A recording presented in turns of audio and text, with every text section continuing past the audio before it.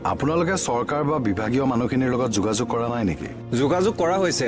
আমি বৰ্তমানৰ ক্ৰীড়ামন্ত্ৰী ডাঙৰীয়াকো আমি যোগাযোগ কৰিছোঁ, তেখেতৰ পৰাও আমি সহায় পাইছোঁ, বা আমি শিক্ষামন্ত্ৰী ডাঙৰীয়াকো আমি লগ কৰিছোঁ, তেখেতেও আমাক কথা দিছে। কিন্তু বস্তুখিনি এনেকুৱা হৈ আছে, আমাৰ ক্ৰীড়া বিভাগে বস্তুখিনি ভাবি আছে যিহেতু এইটো এডুকেশ্যন ডিপাৰ্টমেণ্টৰ, গতিকে তেওঁলোকে সেইটোত ইমান এটা হেৰি কৰা নাই। আৰু এডুকেশ্যন ডিপাৰ্টমেণ্টে ভাবি আছে যিহেতু এইটো ক্ৰীড়াৰ লগত ৰিলেটেড বস্তু, গতিকে এইটো ক্ৰীড়াৰ বস্তু। এতিয়া 2 মহৰ যুঁজত এনেকুৱা হৈছে আপোনাৰ, ছাৰ, শাৰীৰিক শিক্ষা আৰু ক্ৰীড়া শিক্ষাৰ প্ৰকৃত শিক্ষাৰ পৰা আমাৰ চৰকাৰী বিদ্যালয়ৰ ল'ৰা ছোৱালীখিনি বঞ্চিত হৈ আছে।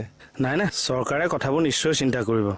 আমিও সেইটোকে আশা কৰি আহিছোঁ। আচলতে আমাৰ অসমৰ মুখ্যমন্ত্ৰী ডাঙৰীয়াৰ যিটো সপোন, দেশৰ 5খন উন্নত ৰাজ্যৰ ভিতৰত অসমক গঢ় দি তোলা, ইয়াত আমাৰ ক্ৰীড়া আৰু শাৰীৰিক শিক্ষাই অগ্ৰণী ভূমিকা গ্ৰহণ কৰিব, আৰু তাৰ যোগেদি অসম ক্ৰীড়াৰ ৰাজধানী হোৱাৰ পৰা বেছি দূৰত নাথাকিব।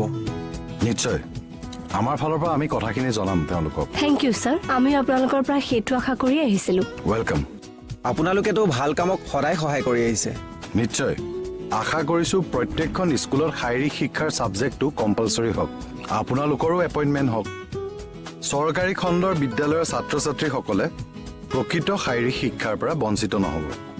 নিশ্চয় নিশ্চয় ছাৰ। শাৰীৰিক আৰু ক্ৰীড়া শিক্ষাৰ যোগেদি অসমখন ক্ৰীড়াৰ ক্ষেত্ৰত আগুৱাই যাওক, অসম ক্ৰীড়াৰ প্ৰাণকেন্দ্ৰ হওক। কিমান ভাল লাগিব যেতিয়া আমাৰ প্ৰত্যেকৰ ঘৰে ঘৰে একোগৰাকী হিমা দাস আৰু লাভলীনাৰ জন্ম হ'ব। নিশ্চয় নিশ্চয় ছাৰ।